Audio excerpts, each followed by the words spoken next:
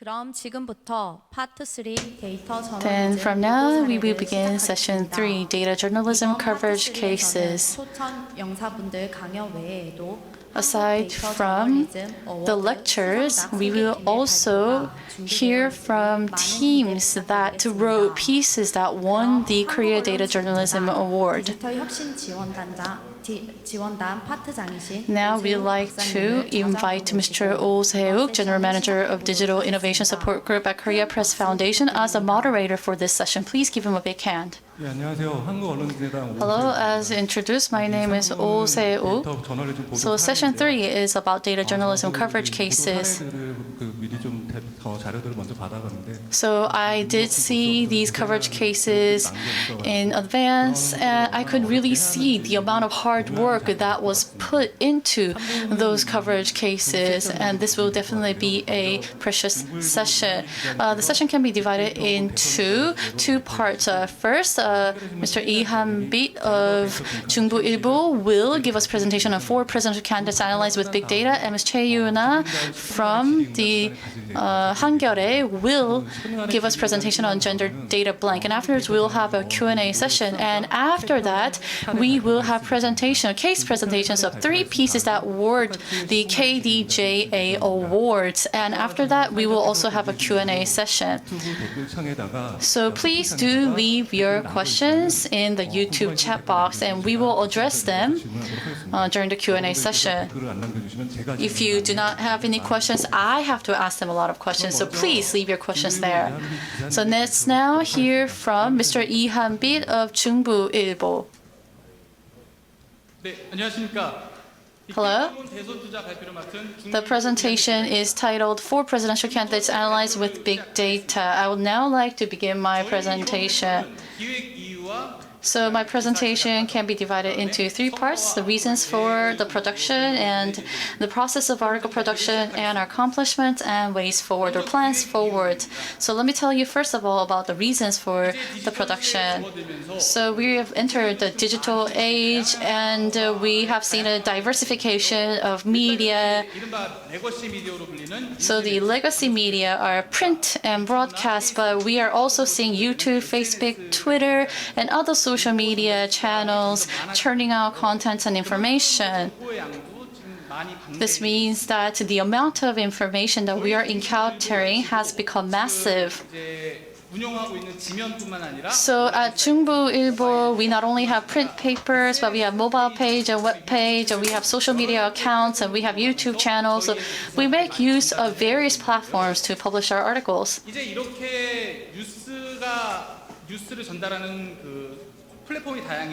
So the platforms, as I said before, are becoming diversified, and the amount of news is increasing.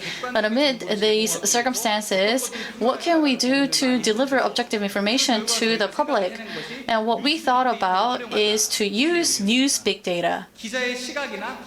So based on not the viewpoint of the reporters, but on quantified data such as amount of mentions and related search terms, the news would be analyzed to provide objective information to the public.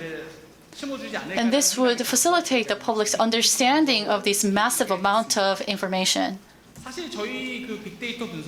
So our big data analysis has been done before the 4 presidential candidate analysis. So during the 7th local elections, we analyzed the media attention on 2 candidates of the local elections. So we call this election seen through big data.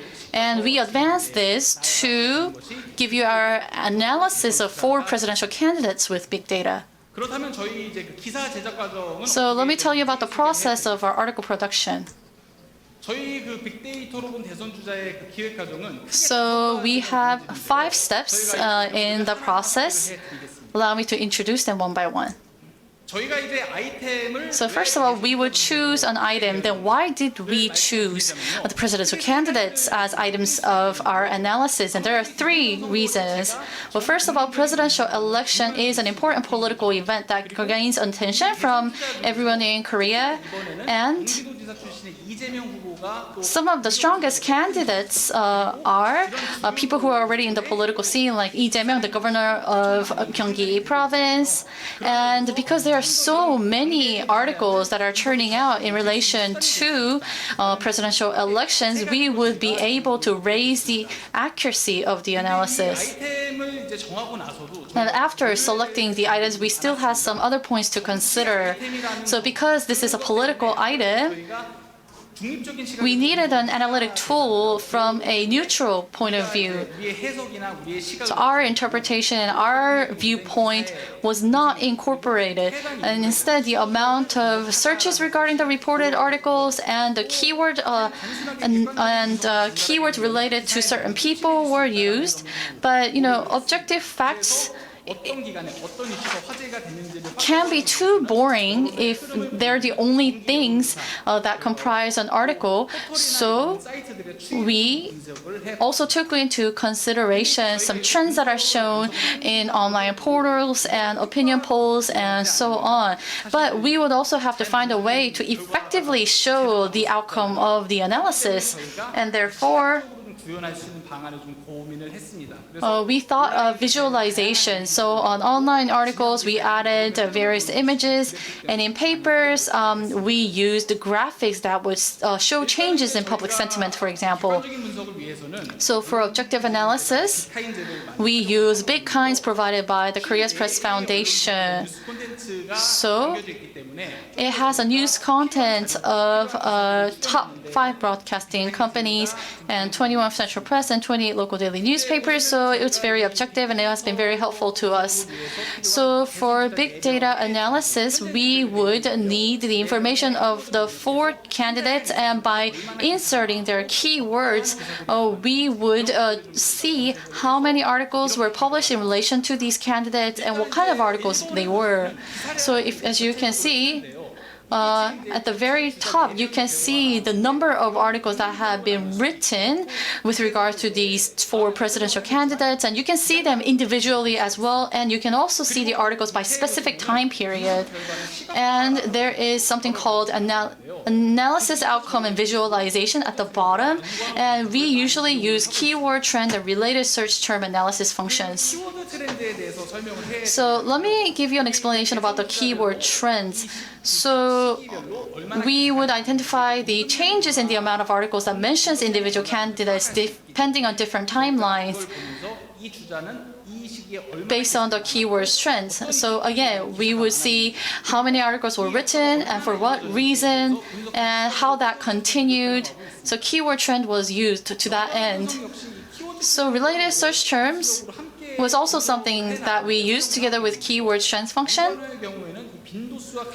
So based on frequency and weight, the most frequently mentioned keywords would be collected.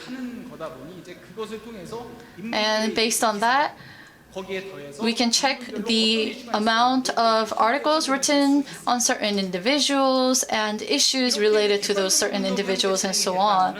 So those were the objective analysis, and we also tried to understand the trends in public opinion, and we did this in 2 ways. So many organizations are doing opinion polls, and 2 of them are doing this on a regular basis, Gallup Korea and Real Meter. And therefore, those 2 have been incorporated into our project. And not only that, we also made use of the portal sites. So through trends analysis in portal sites like Google and Naver, we looked for the search volume and the level of interest in different time periods. And we incorporate that into our content. So through that process, the article was completed. And this 4 presidential candidates analyzed with big data was first reported in September 2020. And this was not the time when there were so many presidential candidates. So we had Lee Jae-myung, the governor of Gyeonggi province, and Lee Na-gyun, the former leader of Democratic Party. So those two were the candidates that we focused on. And we also made use of graphics to try to, but they're not that high quality. And after some time passed in December 2020, we have seen a new candidate coming to the scene from the opposition party, Mr. Yoon. And we created graphics like this to effectively deliver the information to our readers. So again, we have done our analysis in this three-way race. But in September 2021, Hong Jun-pyo, member of the People Power Party, began to receive a lot of public attention, and therefore the big data analysis was on this four-way race. And at the same time, the four presidential candidate analyzed with big data met its first anniversary. We did a special feature. So we did a comprehensive analysis of Big Kind's articles over the past year, related search terms, trends in opinion polls, and portal trends. And through this, we analyzed when each contender received attention and what issues affected that attention. Next, I'd like to talk about the accomplishments that we made and our plans going forward. So through the process that I mentioned, every month we've been able to publish 4 presidential candidates analyzed with big data. And as time passed, the contents became more sophisticated, and we have used various methodologies with regards to our analysis, and therefore we have received increased attention, seen through the number of views and so on. But we did not stop there. We have also done another special feature using big data, and that project is called Gyeonggi and Incheon Seen Through Big Data, and this is something that we began last month. So the Korea Newspaper Association's iData training session was given to us, and after listening to that, it gave us an idea about new ways of analyzing things, and that is incorporated into this new feature. So Gyeonggi and Incheon Seen Through Big Data is an analysis of data that is closely related to the livelihoods of Gyeonggi and Incheon residents. And as the first part of the feature, we dealt with restaurant owners who opened and closed restaurants for the past 5 years, especially with the COVID-19. So, and next, our feature, next story, would cover these shops, small-scale shops with historical history in Gyeonggi and Incheon areas, as well as these stands, these food stands. And I believe that our analysis would begin in earnest in November, when the candidates for each party would be confirmed. And so we're in the preparatory stage for that. And the articles and Big Kind's analysis and keyword analysis are something that we do. But aside from that, we also assess the positive and negative sentiments towards each candidate. So to date, we have given more weight to trends in opinion polls and portals. So going forward, we will give more weight to trends in opinion polls and portals. And so that we would be able to foster easier understanding of the people when they read such articles. And when we publish big data-based articles, we mostly use Big Kinds. And we want to reinforce that collaboration. And to do so, we want to diversify the use of Big Kinds, and we also want to incorporate the Big Kinds analysis with the analysis of other data. So to that end, so as a result, we would want to make our big data analysis more sophisticated and reinforce our cooperation with Big Kinds. That concludes my presentation. Thank you for listening. Thank you, Mr. Lee Han-bit, for your wonderful presentation. So as a person at Korea Press Foundation, it gives me great pleasure to see that you're making an active use of big kinds. And it also gives me time for self-reflection, because I don't use big kinds as much as you do. But anyway, based on your presentation, it reminded us of the importance of how important it is to make sure that these features are done in a continuous basis. And now the next presentation will be given by Ms. Jaehyun, and she will give us a presentation titled Gender Data Blank. So please go ahead. Good afternoon. I am Jaehyun and Gender Team of the Special Content Bureau of Hankyoreh. Very nice to see you. Since April, I was working for this gender team. It's been about 7 months, therefore. So ever since I joined this team, I've been working on this project of filling the blank. Our official series have been finished after the 5th one, but there were so many other reactions. Now we extended our number of series up to 9 so far. So we have the concept of gender data vacuum. That might not be familiar to many of you. Before coming to this team, I was responsible for the publishing. And also I had the review of the book called The Invisible Women. So I took the concept from there. So if men are set as default, that's the society we're living in right now, and that gives some disadvantage or even some kind of risk to women living together. So Caroline Criado-Perez, who was the author, living in the UK, showed us the examples of having the vacuums for women. So while writing the review of the book, I wanted to have some sort of Korean version of that book. Then I was moved to gender team and I wanted to realize my dreams. So that's how I started to plan this. I was inspired by the British writer of that book. Nevertheless, there are so many differences between the UK and Korea. I couldn't rely on the book written by a British person wholly, so I had to seek other things. That is something I took from Korea. So we had 2 laws. The one is Framework Act of Gender Equality and the other was Statistics Act.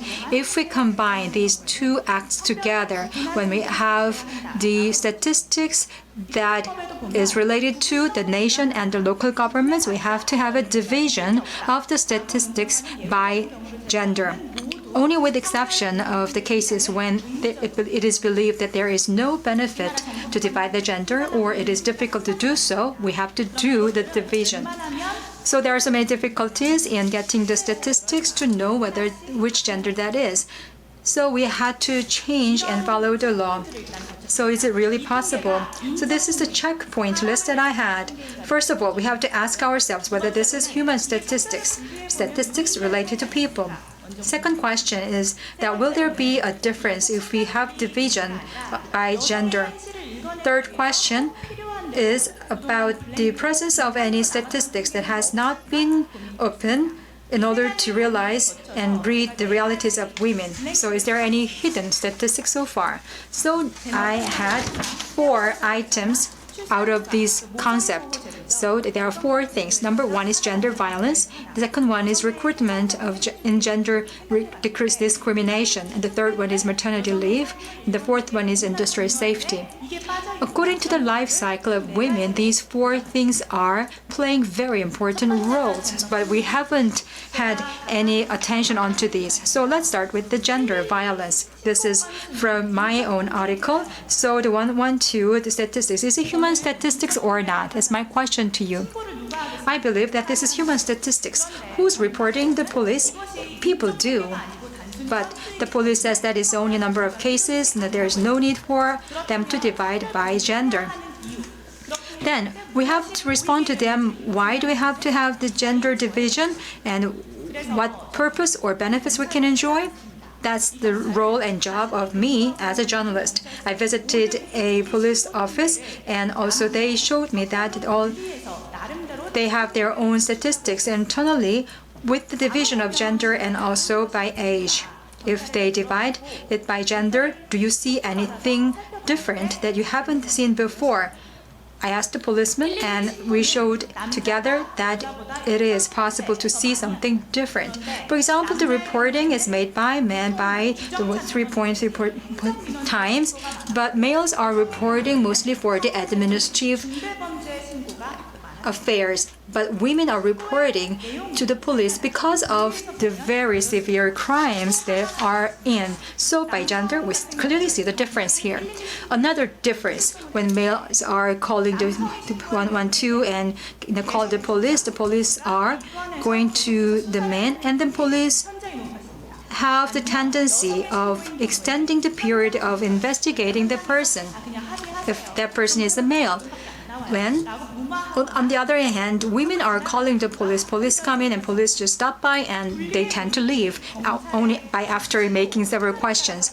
Also, the actions taken after calling the police have been found different between male and female. So I asked this around to the police again. So they said that they're going to have the division of statistics by gender in terms of the calling out to the police. You might wonder why I am so obsessed with this calling the police. And this is related to the hidden crimes. So this hidden crime is something that we want to discover. For example, we have the date violence, and we have the stalking by the lovers, and there are the very hidden crimes in our society. We're not exposing those crimes normally. That is why I was obsessed with the number of calls to the police, and this is something that I had to uncover. 190,000 calls have been made by the males, but only police came to the caller in 50,000 occasions only. What happened to the 2/3 of them? They just dissipated. No reaction to female callers. So if we have the statistics like this and show that to the authorities, they will probably make different reaction. Let's move on very quickly. This is another case. Recently, we have a very common idea about this, and we have spouse killing. So wives are sometimes killed by their husbands. How many of them are actually the case? I was trying to pursue that, but to my surprise, there was no knowing about it. I had to count each and every article that carried the crime. I was wondering why. I now learned that why we couldn't find the statistics, and the police had the categorization of the killers when it comes to the homicide. Out of the 15 categories that the police have, spouse is not one of them. So only they have the relative. The relative means brothers, parents, sons and daughters, and also spouses. So if the spouses are included in the category of relatives, then we cannot see correctly what is really happening in terms of the gender homicide. So I also asked this to the police to change, but there is no response yet to me. The second criteria that I have is about the gender discrimination and the recruitment. And I overhear many times that the final interview is filled with women, but there's no women that I know of getting the job. So in order to know the gender discrimination in the recruitment, we have to know the ratio of the applicants and the ratio of the final successful candidates. There must have been some kind of the bias to the gender. In terms of the recruitment, in our assumption, when this issue of gender differentiation was a big issue in the society, the government once had a decree onto the companies and the public corporations to report and record how many of them are women and how many of them are men. Unfortunately, however, there was no mandatory penalty there. There's no duty to disclose it. So I was a reporter with the beat on that the Ministry of Economy and Finance. I asked him about that, and he said, "Oh, we're doing very well." Doing well was the only answer I got. Also, I delved into this more about the public corporations, about the interviews. Four out of 6 didn't care about this recording anymore. So I wrote this article again like this, and I also asked this request to the Ministry of Economy and Finance, and they were nudged by me to form a task force to manage the gender differentiation in the interviews for the final job interview. The third life cycle for women, is about the maternity leave. This is actually guaranteed by law, as you know. A woman having the baby should have at least 3 months of maternity leave. However, what I hear from the people in the companies are different, because many of the women said that I am not allowed to have the maternity leave by my boss. So I was wondering how many of them are using this and how many of them are actually in their luck. And to my surprise, there was no record of the maternity leave, and the Ministry of Employment was also responsible for this. I asked the ministry, what criteria are you using to have the recording of this? And they answered me that they have the number of the employed women in their system. But you see here the absolute number of the people who are getting married is lower and lower, while the number of people who are using the maternity leave is going up. So I wasn't sure about the interpretation of this graph, but I asked also the Ministry of Employment about this issue, and I'm waiting for their reply. Since my time has elapsed, I'll be speedy.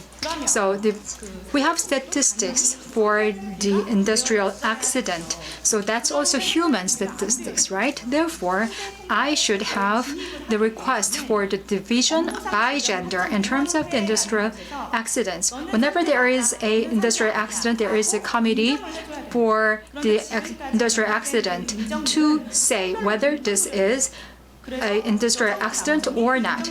In the recognition ratio of the industrial accidents, there has never been a division by gender so far.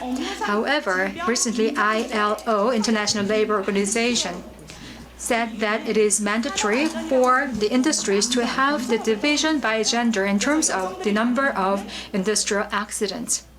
The reason is as follows.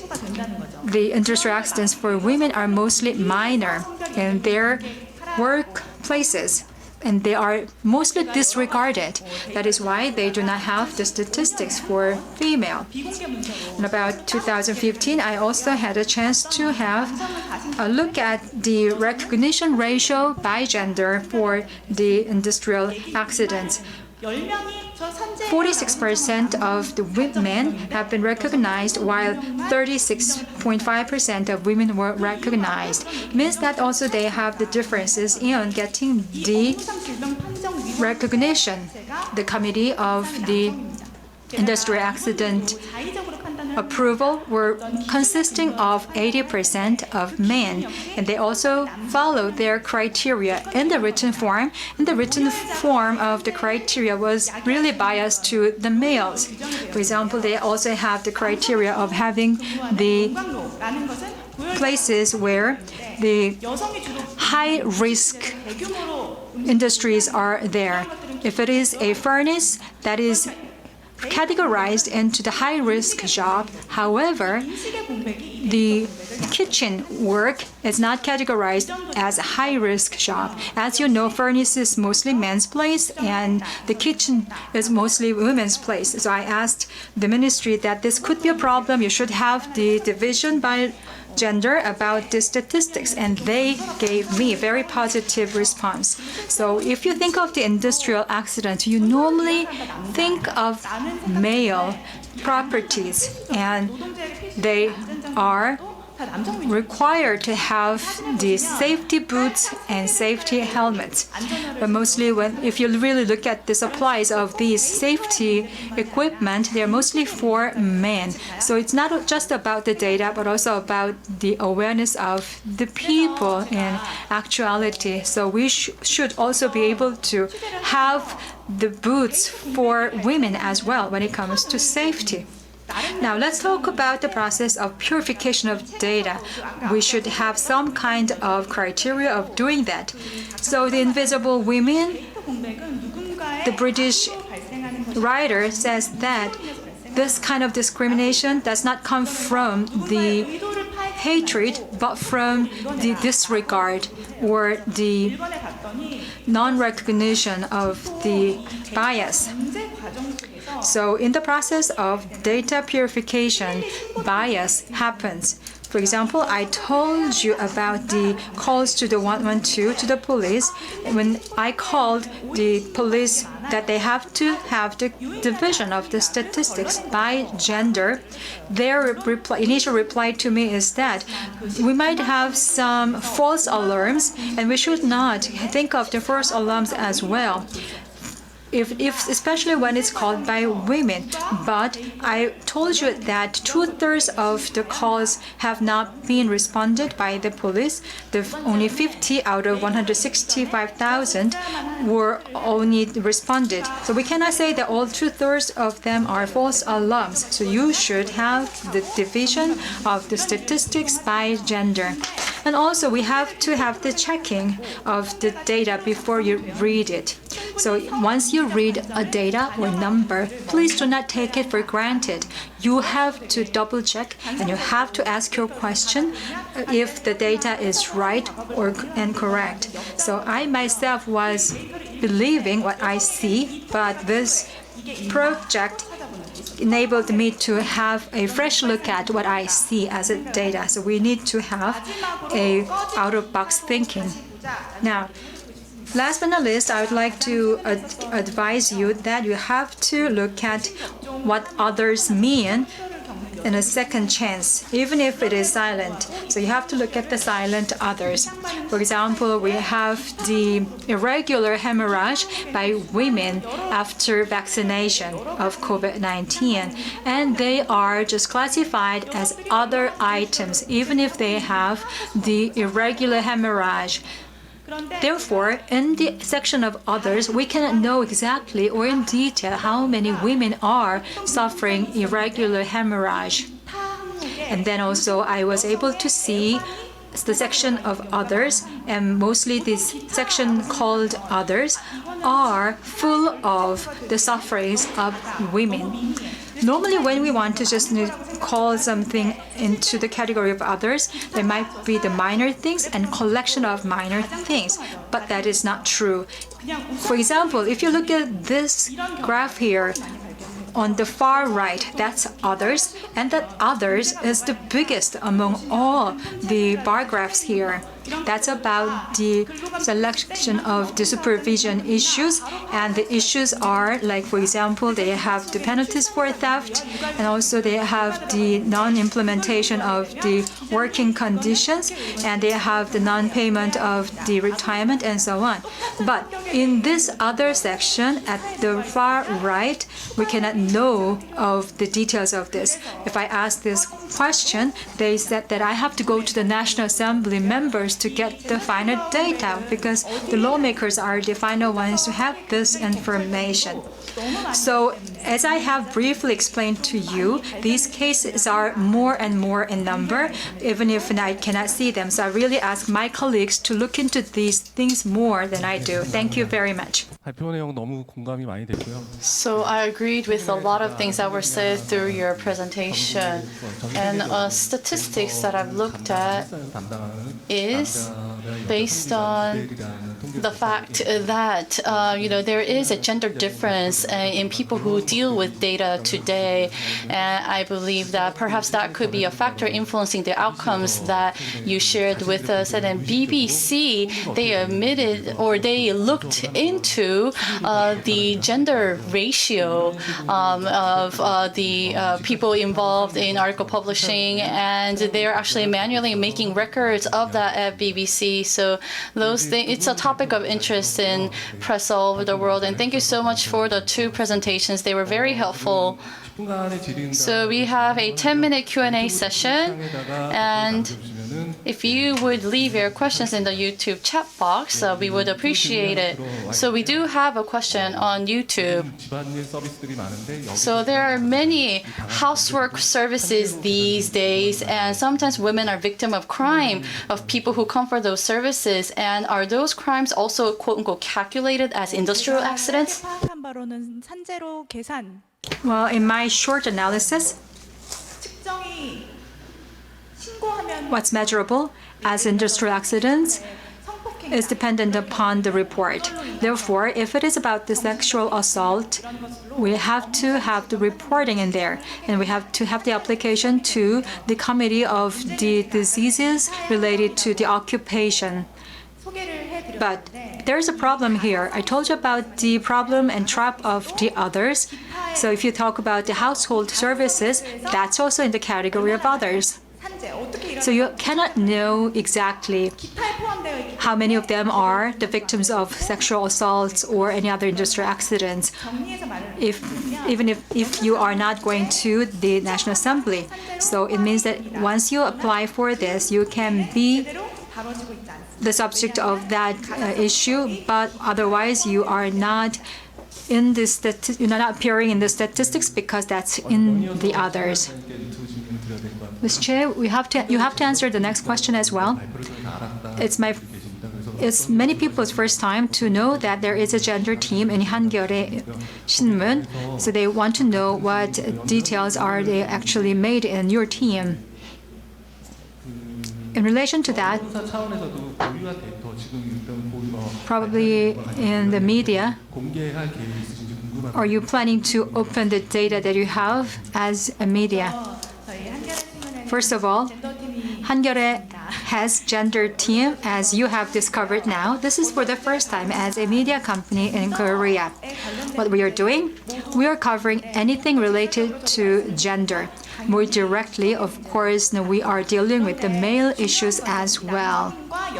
However, what is important here is that we are not dealing with the dichotomy of male and female only, because gender has wider spectrum. Like the Lieutenant Byun, who was transgender, also had the problem of this. So we have the issues of all the people suffering the gender issue. So we cover all of them actually.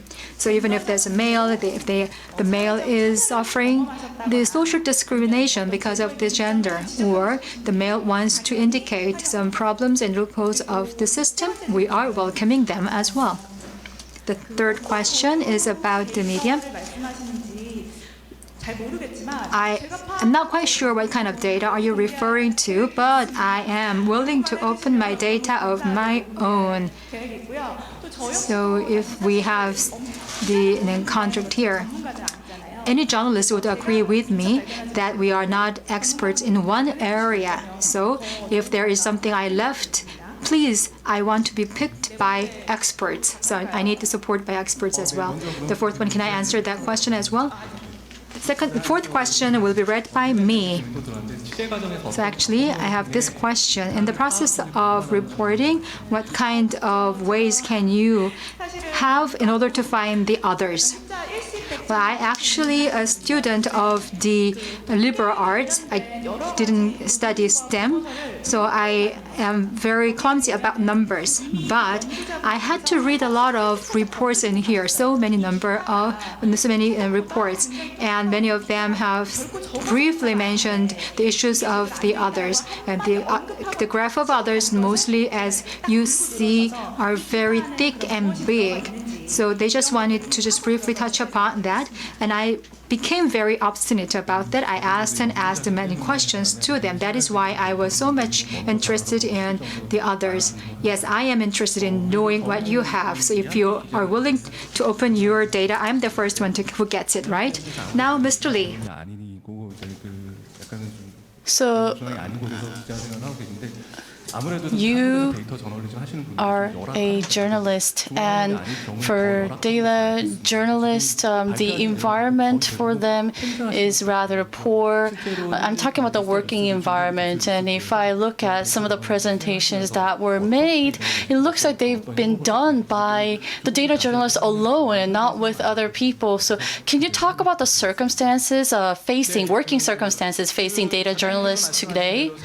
So as you said, here in Joongbooilbo, we are part of the local news outlet. And compared to central news outlet, we have fewer number of people. We don't have many methodologies available. So I had to do my own research about how to do these analyses, and I've always took part in like training workshops and so on. And yes, I'm the only person engaged in this at my company, and for this to become more sophisticated, I would have to make use of more diverse statistical tools and so on. So I always try to make sure that I attend related workshops and seek for collaboration, but people have different areas of expertise, and so most of the analyses are done myself. So that's one of the poorest working conditions for me. But studying about big data analysis and learning about it really allows me to learn new things, and it encourages me to study deeper. But because I'm one person and there are so many things for me to do, I am not able to do all of those things that I just mentioned. Yes, it's a lonely task as I hear it, but I know that you are studying a lot and researching a lot on your own, and I do hope that these working conditions would be improved with this conference. I am part of the Korea Press Foundation, and I really appreciate your using Big Kinds. So I'm sure it has its advantages or merits, but it would also have its disadvantages or dismerits. So can you share some of that with us? So I've been using Big Kinds for the past year, and based on my experience, there has been a renewal done on Big Kinds. And as I was doing my planning and doing my analyses, there were some things that I wanted Big Kinds to provide. And with the renewal, some functions were added. And visualization has been reinforced, and therefore I've been using a lot of that visualization function. However, you mostly show the amount of news articles, but these objective statistics are good, but maybe you could also provide some other statistics, like for example, how many articles are in relation to that and so on. So because that would save me a lot of time, because I'm the one who has to make the discernment now and do my own analysis. So maybe Big Kinds could add some new functions to help me to do my analysis in an easier manner, to do it in a more sophisticated manner as well. Yes, I do certainly hope so as well. So this is my personal question to Ms. Jaehyun. I myself am a researcher of data-related things. That's why I'm asking this question to you. I was very much impressed by your presentation. I found my own dilemma as a researcher upon hearing from you. there are visible data. On the other hand, there are invisible data as well. Machines are actually ruling the world nowadays. They are also learning things, right? So the machine learning. So when it comes to people, gender bias can be understood and learned by machine learning, and we can expose them now. But invisible data you mentioned is really something that I can concur with. But when we use the machine learning, there can be a case when bias is also learned by the machine. So this is another side effect that we do not want to have. How can we solve the problem? I know that there is no answer to that right now, but let's explore that together, how we can solve the problem. Ms. Choi, I would like to ask you what your ideas are about solving the bias issue. Well, as you said, there's no answer to me either. But there is one case I can tell you.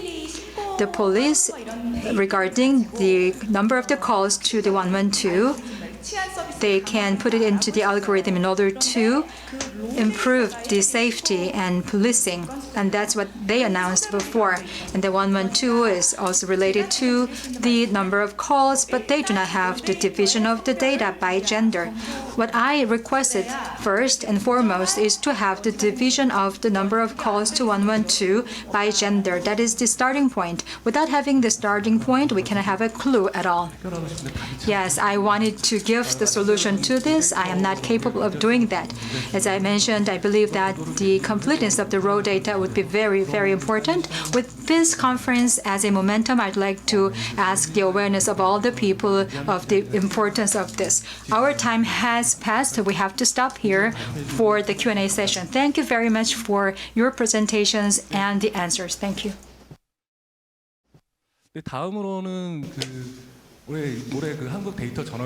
Next, we will see pieces that won the Korea Data Journalism Awards.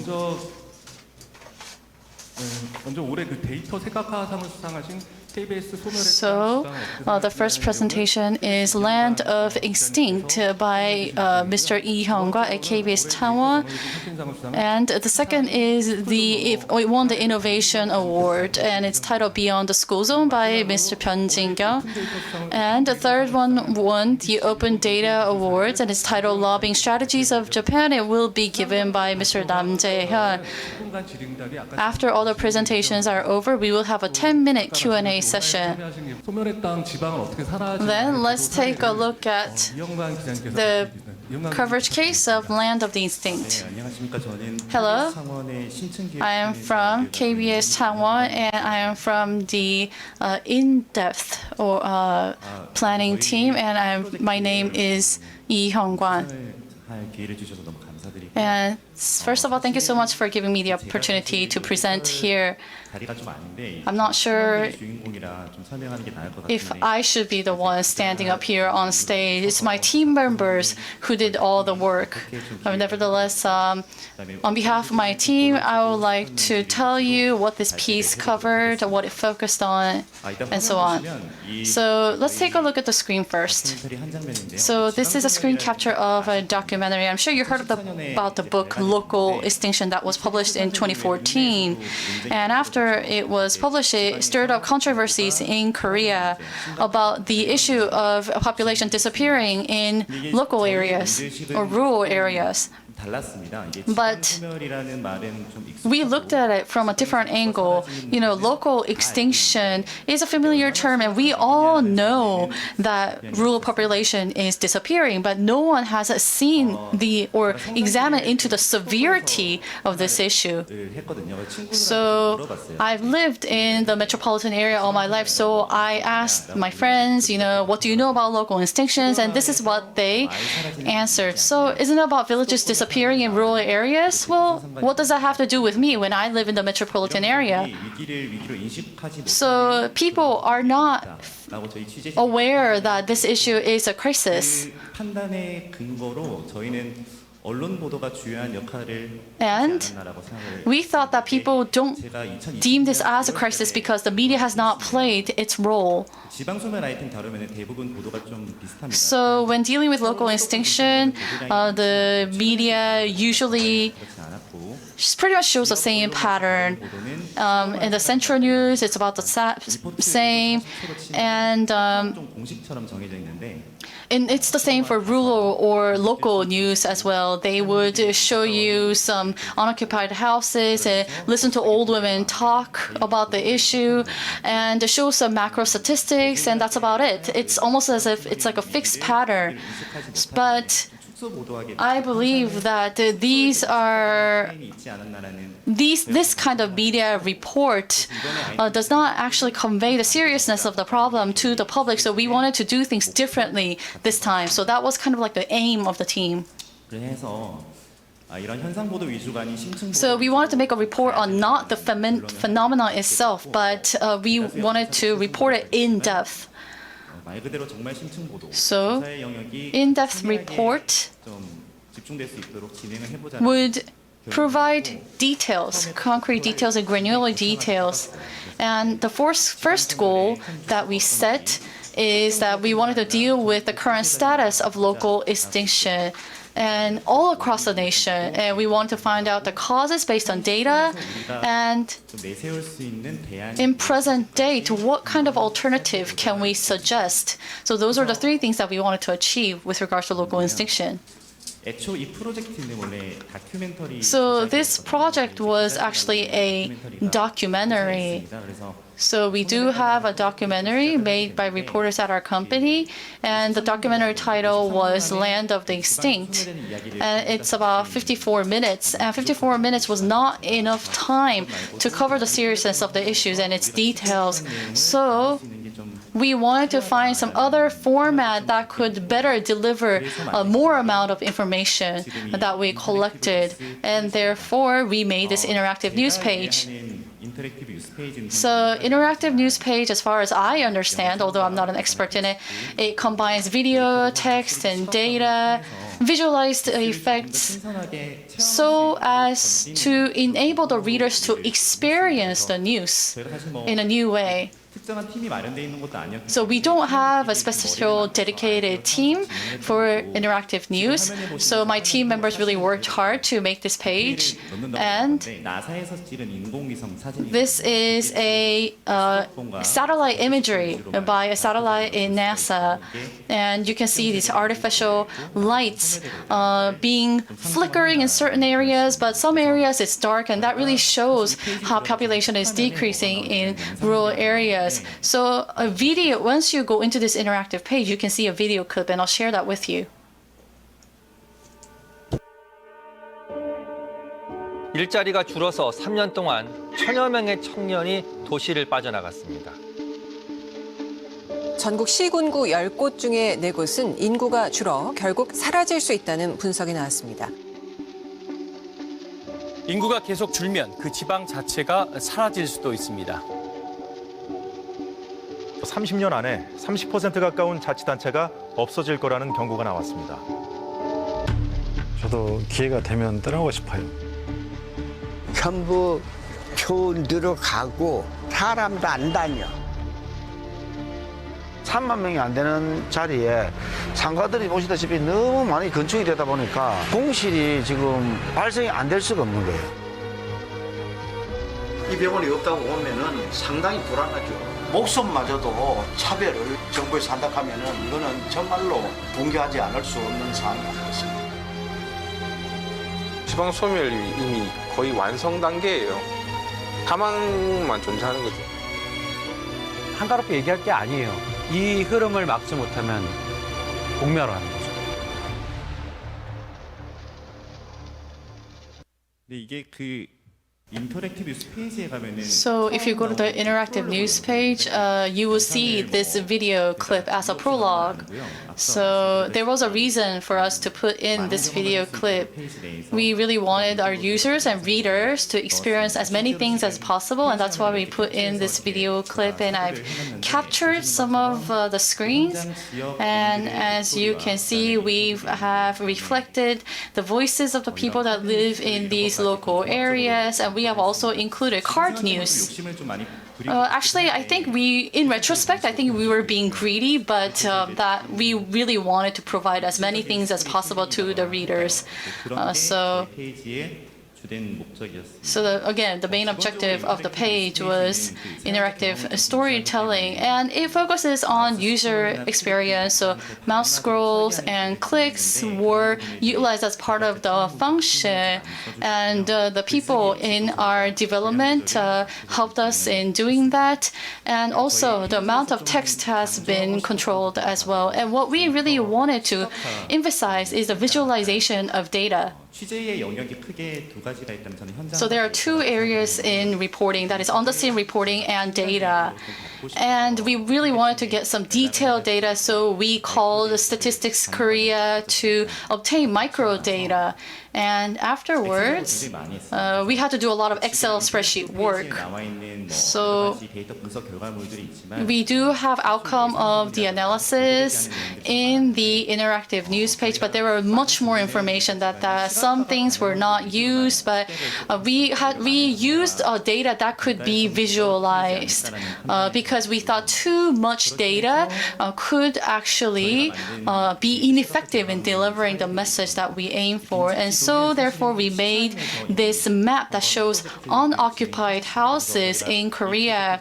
And while conducting this project, we got some expert advice. And what we really wanted to make this map stand out from others is that we wanted it to show these unoccupied houses in town level, township level, and also district level. And I'm sure you also, this is a map of a extinction risk. I'm sure you've seen this in the media. And we, together with the expert, created this map based on data. And the unoccupied house map and extinction risk map all talk about the same thing. But the reason why we put those two together is because, there is something called the 2020 local extinction risk map. And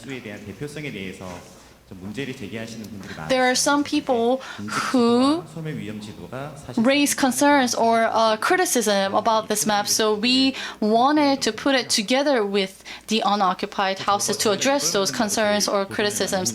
And this is the map that took the most amount of effort. It's called a Cartogram Map.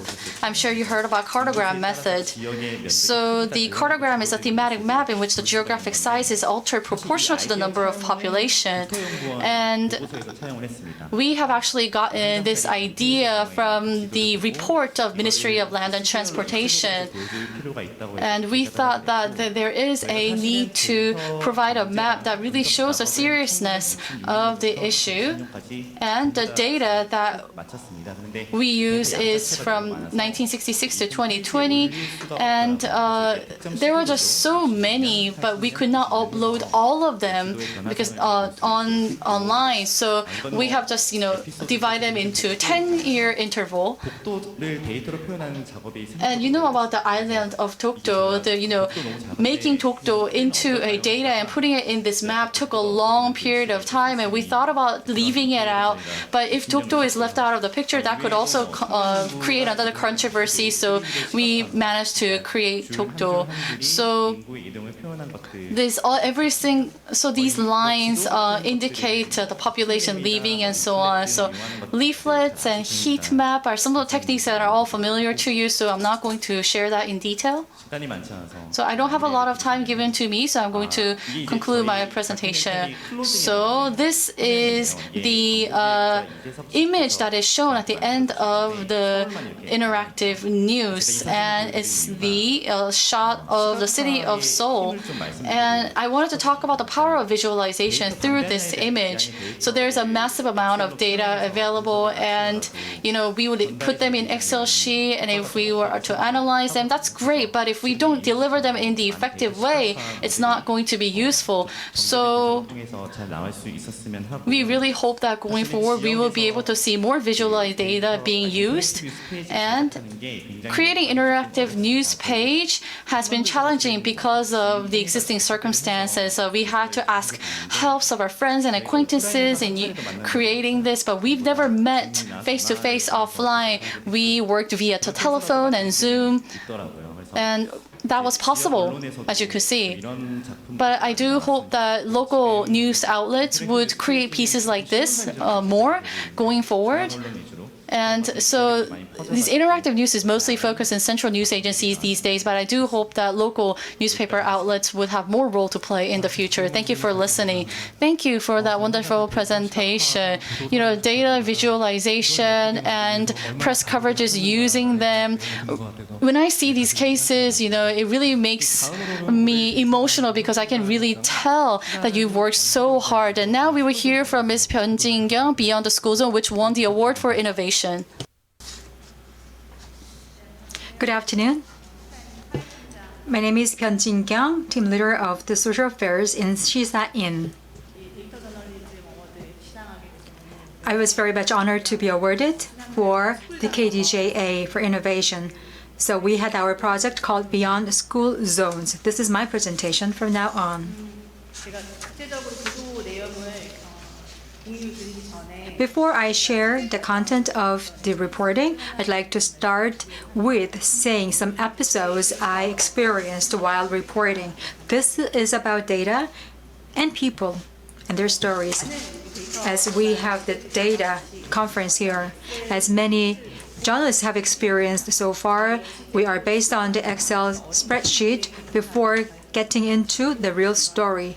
So the accidents of children on the school zone areas was also started based on the data like this. When we had this one file of Excel spreadsheet, we didn't know what to do more afterwards. What else can we say and what other things can we uncover in the beginning? As you see,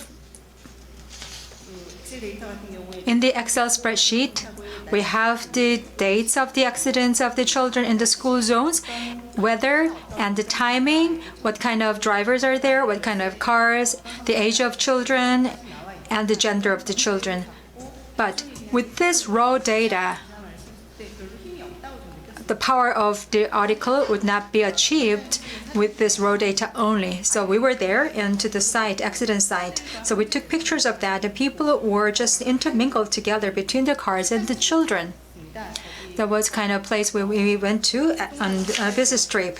That was actually a place where road accidents were frequent. And also I was holding the big patches of the Excel spreadsheet. I looked around the street. I was talking with the people selling things over there. I also talked to children over there. Have you seen any accident or have you felt any danger while you are riding here? And what do you need in order to improve the safety and so on?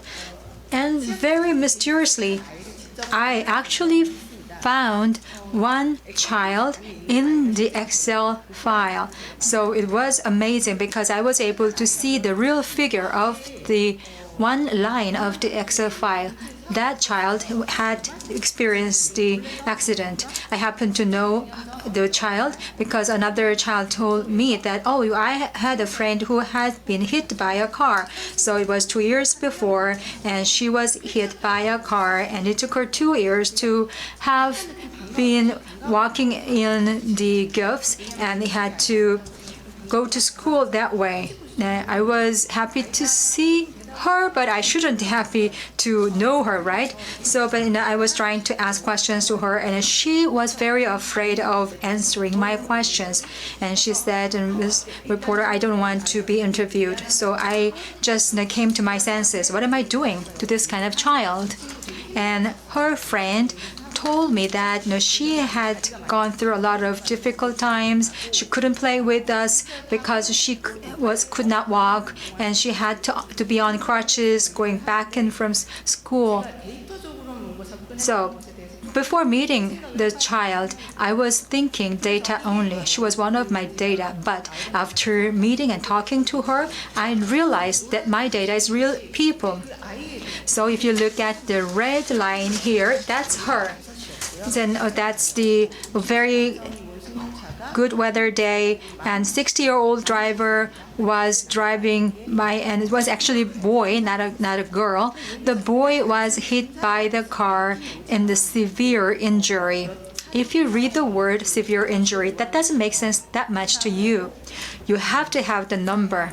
For example, the treatment required 6 weeks. Although it says it requires 6 weeks, I don't know anything about her story. of the sufferings after the accident. But I happened to just have found him, and he can kind of showed his sufferings. I tried to imagine as much as possible about the accident and the victims and so on. So I had to imagine the weather and the street and so on. So I had no other options but to go there, be there as well. These are the dots and in the data of the accidents. 1 dot means 1 child.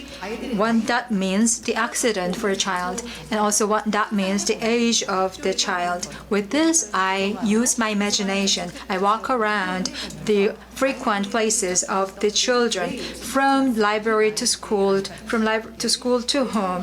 And I was wondering why this child was in the accident. Was it going to the private school after school? So I was imagining myself in their itinerary. So this is a heat map. The red areas are the most frequent accident areas. The red might mean killing as well. This is the picture of the whole South Korea. So we have the street accidents for children to be hit by some vehicles, to be severely injured or killed. This is a visualization of all the accidents. Simply looking at it, you might not feel the pain in here. You only see the number of dots here, but all the dots here represent the tragedy of the children in the school zones. Let's go back to each dot. This accident was also nearby the school area. So this is very frequent area for accidents. What do you think the red dot is? So if you look at the Excel data at the bottom, was September 11th of 2019 in the Asan city of Chungcheongnam-do. He was in the crossings. At that time, there was no traffic light, and the 42-year-old truck driver, male, hit the 7-year-old boy and killed him. You know this incident so well. His name is Kim Min-sik. Kim Min-sik is named after the act made and legislated afterwards, after this accident. This one accident became the reason for me to be in this reporting in our society regarding this Min-sik-법, or act on the aggravated punishment of specific violent crimes and road traffic act. But if you look at this picture, you might have different idea, because this is the application for games for children. This is how to go through this act, and this is a game for children to play to narrowly avoid accident. This child in the game is teasing the driver, and if the child is hit by the car becomes the criminal and the child becomes the victim. And the game ends when the car was actually hit by the child and have the crumbling down, and the children playing this are giggling. This is the reality we have now. So these are the actual showings of these reactions by the people in the YouTube, and you see those children playing the game I showed you before.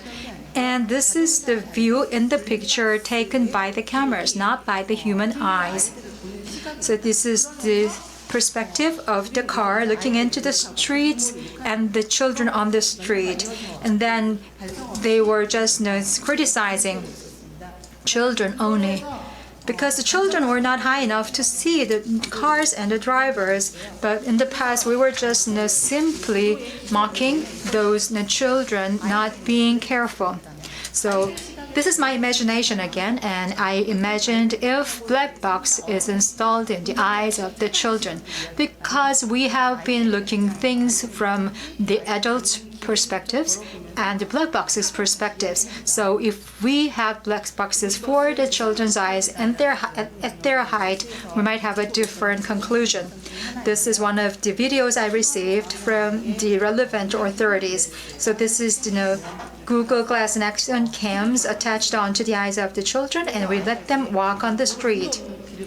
And so when they walk in the street, we now know what the height level these children's eyes are. And in the video, just car suddenly comes in. This child might have been playing the 민식이 play or game. So they are the ones who have the different perspectives from the adults. I myself have been into the many places. I've been to the crossings, I've been to the areas with no traffic signs. I and my team members have been scattered around to see all these areas. In the school zone, outside school zone, I wanted to see what the children of the height of 100 centimeters up to 130 centimeters are seeing. So I wanted to check out all the dangerous parts and difficult points for them to see. Whether it's school zone or whether it is outside the school zone, it's not that important. Children might be hit and be killed inside and outside the school zones. It's about the human beings. It's about the human safety. We should have the policy to guarantee the safety of the people, whether they are children or adult. Another thing that I would like to emphasize here is the distance and gap. The gap is felt in between different levels of the people. So the wealthier people have less problems or safety issues, while the other thing happens on the other side of the spectrum. So if you go back to this this map here, we had to know the assumption, and if the assumption is going to working as our thinking, we had to check. So probably we had our assumption that those in the poorer neighborhood might be hit more by cars. So we wanted to prove the assumption, also hoping that our assumption can be wrong, ironically. But our assumption was not wrong because we were able to confirm that the wealthy neighborhoods have less accidents. And the other story also is happening true. So the number of accidents in the streets, inside the school zones, in the wealthier neighborhoods, as everybody knows, the number of accidents is quite low. So if you look at this, and we have the simple conclusion, probably the wealthy neighborhood is good for child rearing. We have to move to the safer places after making a lot of money. That's the conclusion of the regular people. But I would ask you to think otherwise, because you have to think of the safety factors and the risk factors in the wealthy neighborhood and an unwealthy neighborhood, respectively. So we wanted to find these kind of elements to be implemented. I went back to the sites. So my conclusion is as follows. Data is nothing in itself without the use of it. If you have the story that you want to tell, data becomes powerful. But no story, no power of the data.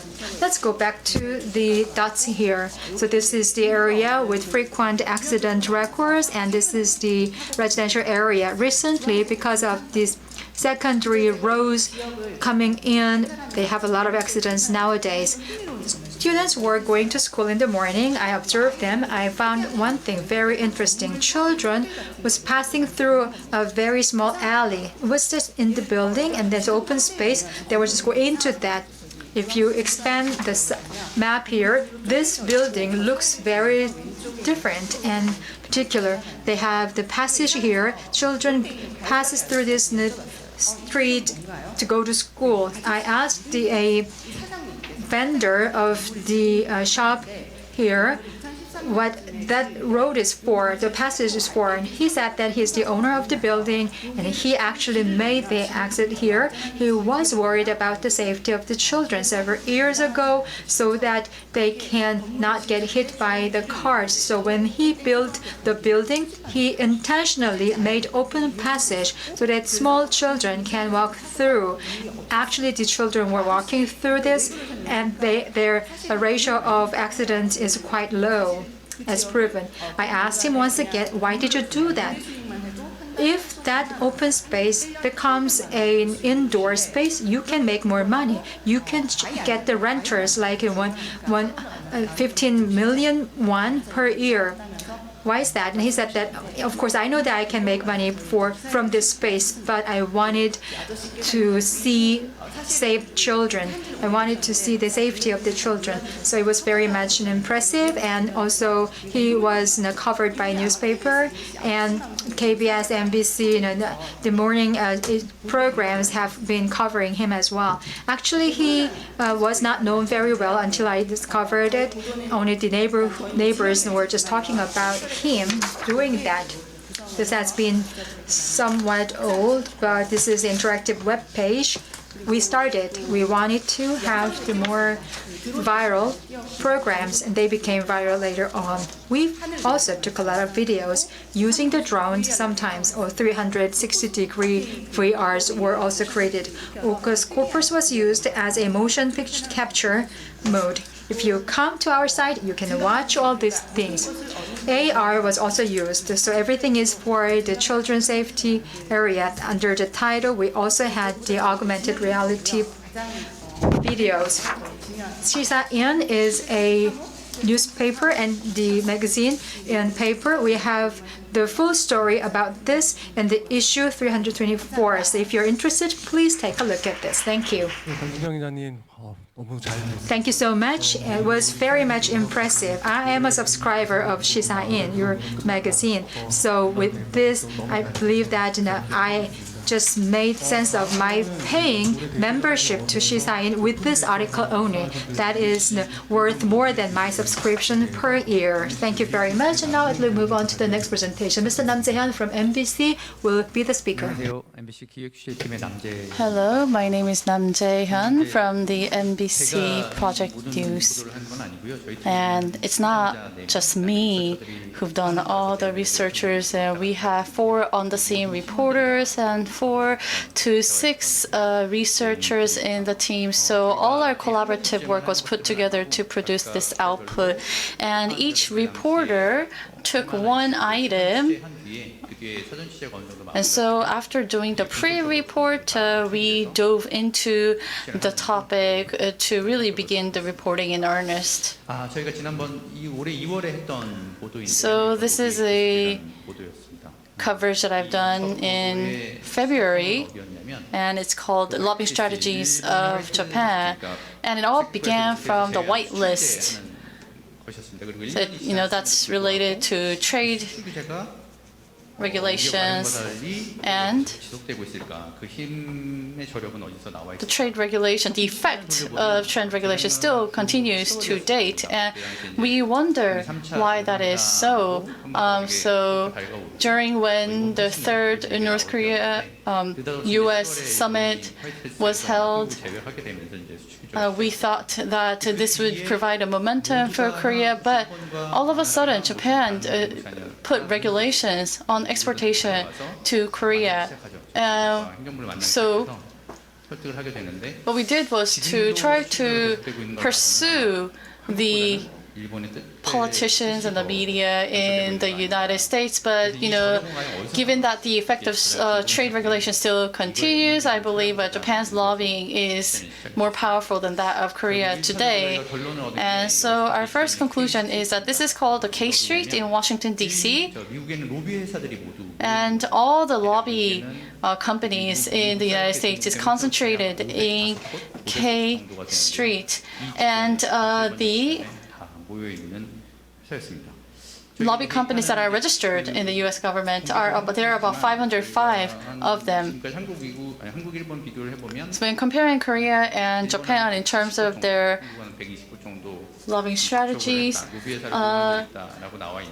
we can see that it was 170 for Japan and 120 for Korea in terms of their contact to lobby companies. And in the Abe administration, that was 55. And Korea remains at half of that level according to data As I said before, if you engage in lobbying activities, so in the United States, lobbying is legal, so you need to register under the Foreign Agent Registration Act. So this is the FAR website, and in every 6 months, the lobby companies will have to register if they are commissioned by other companies to carry out lobby activities. So we've never looked at it in detail, although we knew about its existence, and you will have a clearer understanding in the later part of my presentation, but it's like this in the website. So we selected several items, like Jisomia, for example, but we only saw a few materials. So we searched for comfort woman, but there were not that many materials as we expected. So there were a lot of controversies among the team as to the amount of data that we would collect. But so what we did is that we would just search Japan and search Korea and look at all the outcomes from those searches. So from 1942, so we collected data from 1942 that included the word Japan and Korea, and we filtered out everything and we organized them, and we were down to 290 documents that we had to examine. And so of course the companies not only have to register at FARA, but they also have to make interim report to the US government, so there were more documents to see. And these documents could be divided into 3: supplemental statement, exhibit, and informational materials. So exhibit is about, it's basically a contract between a certain entity and the lobbying company and what activities will be carried out and so on. And as for the supplemental statement, it shows what lobbyists met whom at what date. It's very specific. But it's specific, but not all the granular details are offered. Mostly you can see them through the title. And the information materials, you can see the outcome of the lobby. For example, were there article contributions made in the news outlets and so on. So we categorize them into 5. So what company did the Japanese government hire, how much money did they use, and what agenda was a top item of lobby, and who did the lobby company meet and when. And what's also really significant is the political support fund, and who did Japan give its political support fund to, and that's also the same for Korea, and this is the outcome. These are the Excel spreadsheets. So we put the names of each lobbying company, their affiliation, and the people who they met, and the affiliation of the people that they met. Are they part of the Congress? Are they the members of the Senate or the House of Representatives? Or are they a think tank and so on? So, as I said before, there are 3 types of materials or documents. And what really was challenging is that we were not able to copy and paste everything, but we had to check everything and highlight them to see what data is needed for us and what is not needed, and we had to make them into Excel files and save them like this. So that was really challenging for us. So this is our preliminary outcome. So if you look at the fund, Japan's fund provided to the United States is about 2.5 times higher than that of Korea. It is $99 million for Japan and $39 million for Korea. So if you look at the amount, you might think that it's smaller than you expected because it's from the 1940s. But when we first began this coverage, we contacted the consulate, the embassies, and all of these public organizations or diplomatic organizations. But Japan actually does a lot of diplomacy behind the door, contacting many civil organizations. So while the amount may look small, the actual amount is greater than this, because this only reflects the amount that went into governmental organizations or diplomatic organizations. And if we look at the number of documents that were made with regards to lobbying activities, it's around 600 for Korea and 1,500 for Japan. So you can see that there is a more than twofold difference. So we took a look at the keywords and put them into Excel. And if you look at the keywords, you can really see what kind of lobby activities Japan was involved in, and also Korea. So let's take a look at the key words. So for Korea, it's COVID or bilateral relations or the visa issue, whereas for Japan, contrary to our expectation, it was about invitation, briefing, and embassy, and travel, and even baseball. So many topics are items of lobbying activity for Japan. So for Korea, everything is very direct and insightful, whereas for Japan, their lobbying activity is rather indirect and rather amicable too. So the person that I'm going to introduce is a lobbyist in Japan, a Japanese lobbyist.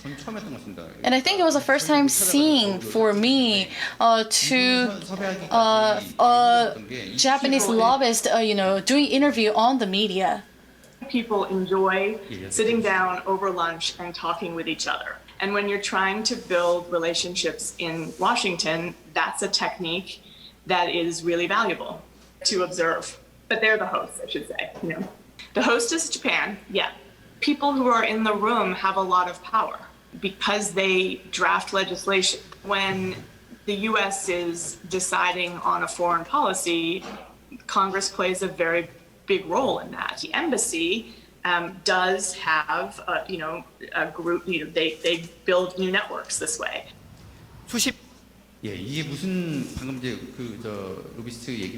So what the lobbyist was talking about is that after the export regulation and 2 months later, at the House of Representation, there was a resolution which stated that it would support GSOMIA because at the time, the Korea stance was that we could scrap GSOMIA because of the trade regulation or the export regulation. But the lobbyist actually met people at the House of Representatives and persuaded them to issue a resolution. But she did not so directly, but she just invited people and just observed, she said. But she said the people at the embassy and the lobbyists were there. And we asked, and what we were really thankful is that what was really challenging when we did this work is the time difference, and having to communicate through email. Because there is a time difference, which means that we would do our reporting at 1 a.m. Korea time or a very late night. And because of the pandemic, people were not at their office, and therefore the automatic voice would pick up the phone. So it was very difficult for us to carry out the interview, and when we send out the email, there would be no responses. But this lobbyist from Cartogram Company was so willing to engage in interview. So we asked some very specific questions, and I'm sure she might have found that pestering, but she was very generous with her answers about what the situation was, what went on. So they invited 22 people who are related to the Congress, and other people were just watching, and they just watched as people engaged in discussion. So things were not forced, but these lobbyists just created an opportunity or an atmosphere in which discussion could be carried out naturally. So that was the aim of Japan, and we see this in data. So Korea's lobbying activities is concentrated mostly on the Congress and the administration, but for Japan, it's more concentrated on the media or universities or think tanks. And this is a prime example. So this is a photo in Washington, a cherry blossom festival that was held in Washington, D.C., and this has over 100-year history. And there was a treaty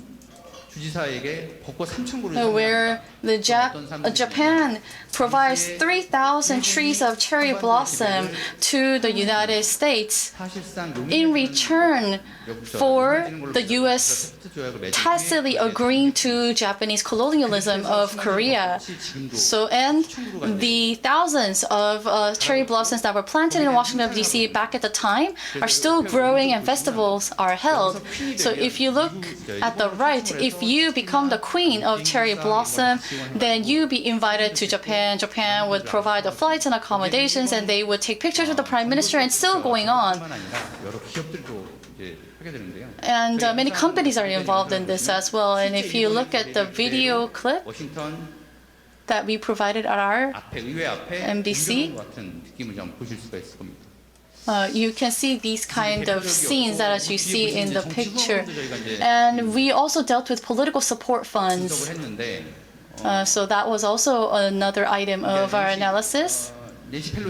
So Nancy Pelosi, who was the head of the House of Representatives, is in the picture, and the political fund given to her was $11,700 for Japan and $1,000 for Korea.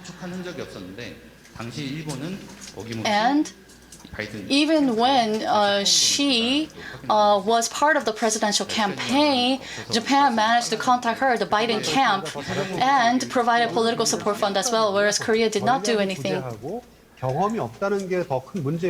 So the professor here is talking about that the biggest issue is that we don't have strategies and we lack experience. So we don't have strategy and experience, and that's the biggest problem of Korea, as stated by a professor at Kyung University. I could really resonate with his remarks.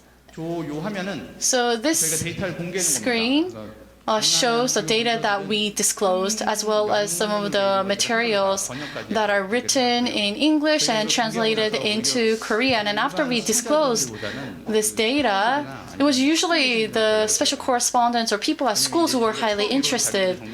Because as we were organizing the data and we disclosed them, people wanted to use them as textbooks, for example, for learning and so on. So that was a very simple explanation of the coverage that we conducted. And it's not just us reporters who did the work, it's just researchers staying up night after night. And it was such a rewarding experience because we were able to receive the KDJA award. So anyway, thank you for listening. Thank you, Mr. Nam Jae-hyun, for your presentation. So I was part of the judging committee or the screening committee for KDJA, and we were all unanimous in selecting your piece. And I'm sure you know the reason why. So I enjoyed the 3 presentations, and now we would like to conduct a Q&A session. So please upload your questions on the YouTube chat box and I will address them. So there was a comment or question for Mr. Hyung Gwan. So I want to hear about some of the challenges facing the news outlets in local areas in terms of data visualization. So I think I can talk about the challenges for an hour or even more. But as we were doing this work, we had to receive help from the HQ and the development team, and also another person at the data journalism team. So we had to get a lot of help, and the most challenging part was visualization. So for this piece, we did not have a lot of budget, so we had to ask help to our friends and acquaintances. So we also worked together with KAIST in analyzing the data. And as for front page development and design, we had one of our acquaintances doing the work for us. We had to explain about the purpose of this coverage, and so that he or she could carry out the work. And for local media outlets, data analysis and visualization and designing is difficult because we don't have a lot of talent. So you often have to invite people in metropolitan areas, and in that case, we would conduct a lot of meetings via Zoom, and that was the case for us as well. Thank you. So listening to these cases really makes me emotional because I can see the challenges that you face, but nevertheless you're able to overcome the challenges and produce such excellent pieces, and we thank you for that. As a person in the media circles, I'm really happy to see these excellent works. So my question goes to now Ms. Byun. So you've been talking about your reporting on the Schoolzone accidents. You were awarded for the innovation, and I think that the reason for you to be awarded for innovation is because the data is a story-making tools for human beings. Because we're talking about the victims and also the accidents. When I read your story, and also this is something I felt from reading the article as well. You've been talking about the process of doing the collaboration with the outsourcing companies. So you might wonder, the outsourcing companies are doing the most of the job for you. I know, of course, that is not true. Would you like to elaborate on that? Yes. Of course, it is true that we were able to work with outsourcers. That was thanks to the financing tools by the KPF. Thank you very much for that. So you enabled me to have the collaboration with the outsourcers.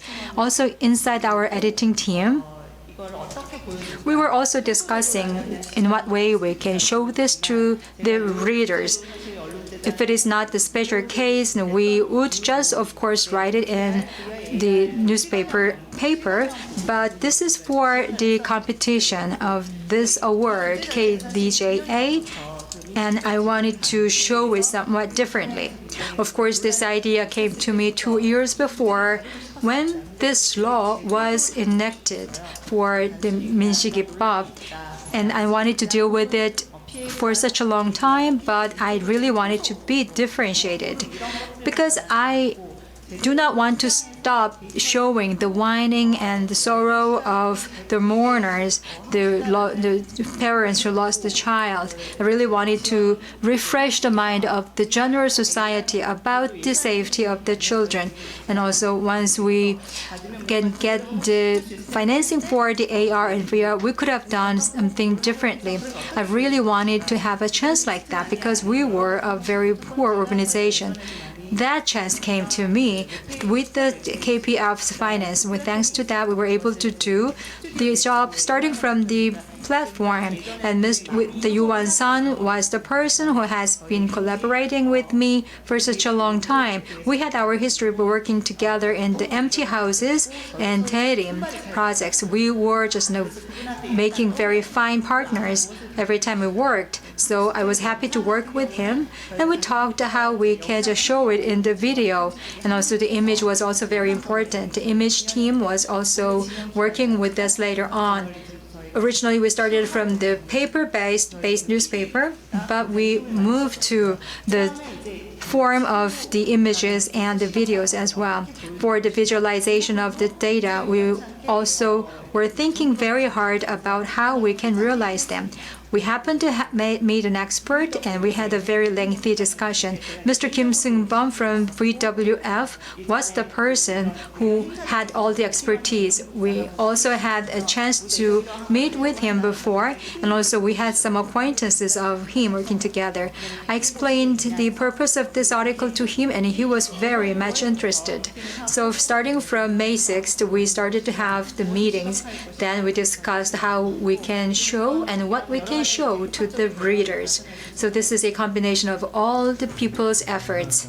Thank you. You said that you're trying to know what you're trying to say, and also you have to be confident about how you can show it.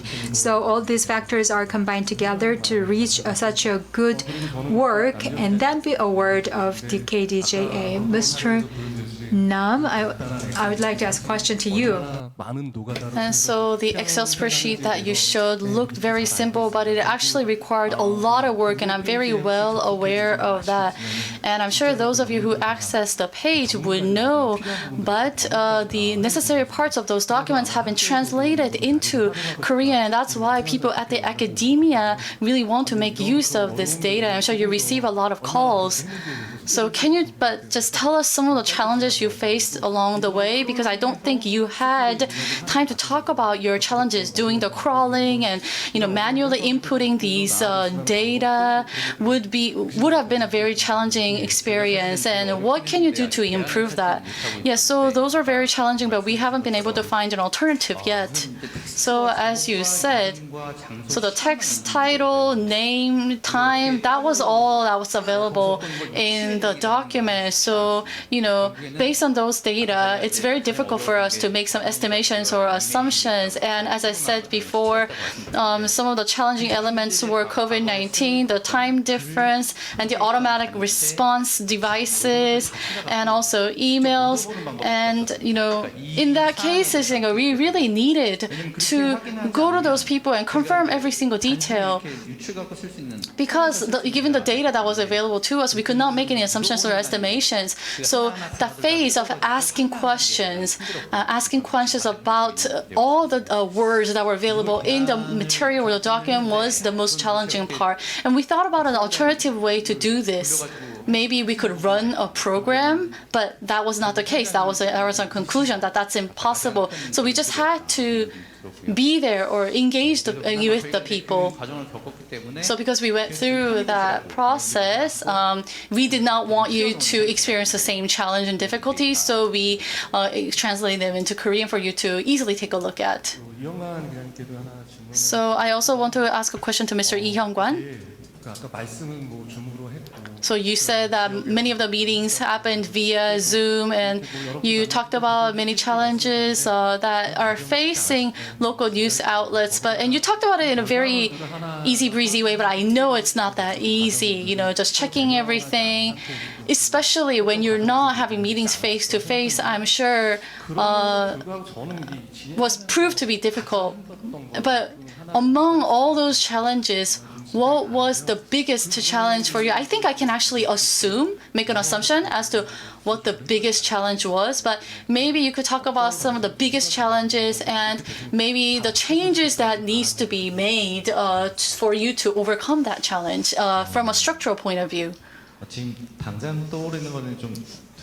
So I can think about two things at the moment. So, data, inputting data and looking at data is a tedious job.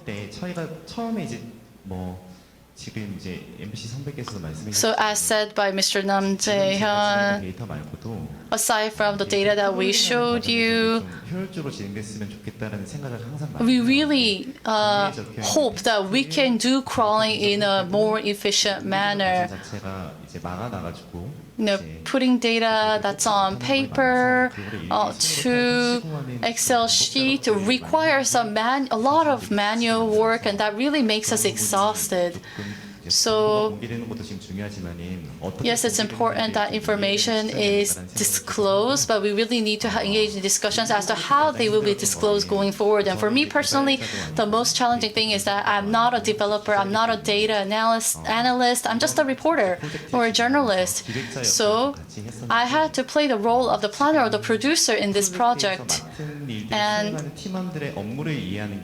understanding the tasks that need to be done by other team members was the most difficult thing for me. So for example, for design, there were my own ideas about design, but from a designer's point of view, there are many unnecessary things. And when we want the experts to make a data analysis, the experts had different ideas as to what data is significant and important than what we had. So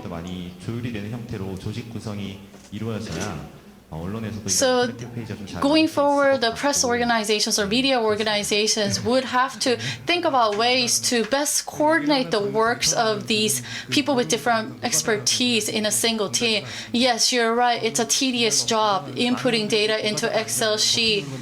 Many people think that with just a click of a button, all these data go into the Excel sheet, but that's not true.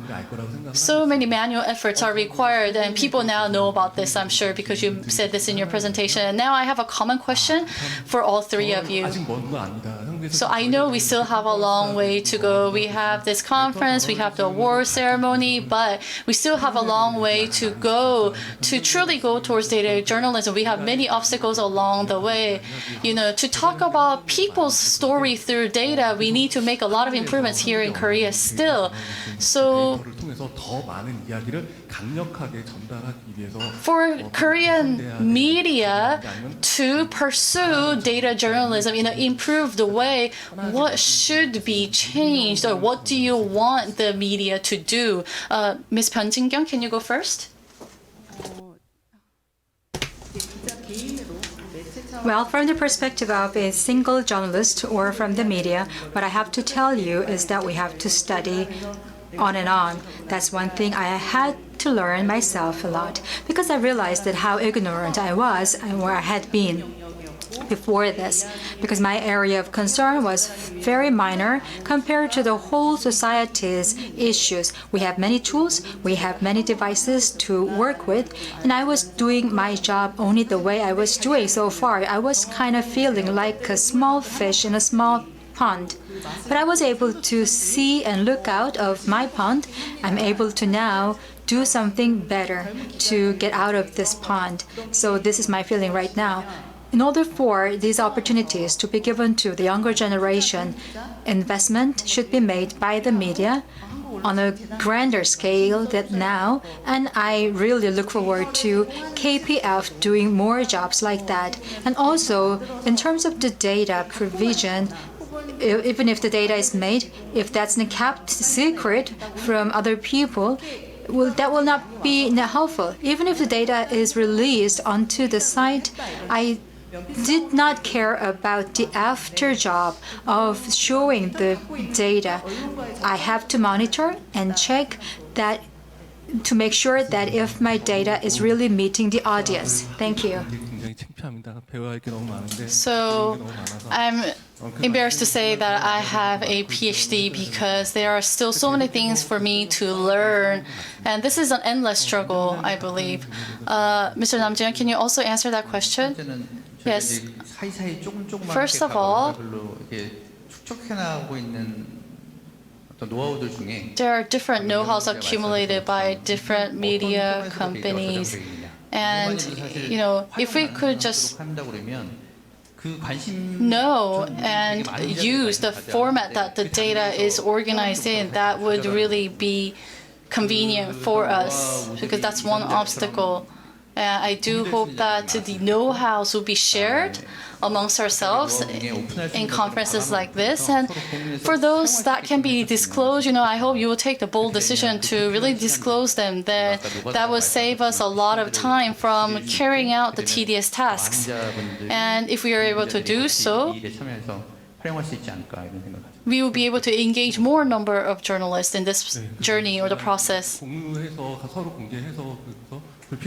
Yes, I do really hope that more media companies would share what they have in their know-how so that we can really reduce our time in doing tedious work. Mr. Hyung, yes, so the number of clicks or number of viewers is not the criteria for determining the success of a coverage or an article, and I hope that is the case for data journalism, because not many people actually come to the interactive news sometimes, although it's well written. So